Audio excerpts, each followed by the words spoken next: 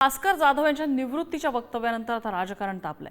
वर्धापन दिनाला मोजक्या लोकांची भाषणं आणि त्यात जाधवांचंही नाव होतं। जाधवांच्या वक्तव्यावर संजय राऊतांनी प्रतिक्रिया दिली आहे। तर भाषणाबद्दल माझी नाराजी नाही तसं भास्कर जाधवांनी स्पष्ट केलंय। असेल की त्यांना शिवसेनेच्या वर्धापन दिनी व्यासपीठावर जे मोजक्या लोकांनी भाषण केलं त्यात भास्करराव जाधव सुद्धा होते आणि त्यांना जे म्हणायचे आहे ते सातत्यानं ठामपणे ते आपल्या भूमिका पक्षामध्ये मांडत असतात, यापुढे मांडतील। ठीक आहे, त्यांनी त्यांच्या भावना व्यक्त केल्या असतील, पक्षप्रमुख त्याची दखल घेतील। मला असं वाटतं की मला एका गोष्टीचं भान आहे की मला भाषण करायला पक्ष देतो की नाही देतो हे मला चांगलं कळतं। मी भाषण करायला उभा राहतो तेव्हा काही ठरवून करत नाही, उभा राहिल्यानंतर जे सुचतं ते बोलतो।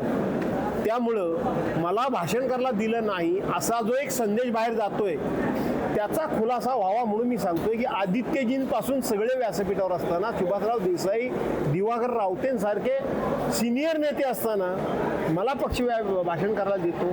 त्यामुळे मी भाषणाबद्दल ही माझी नाराजी नाहीच।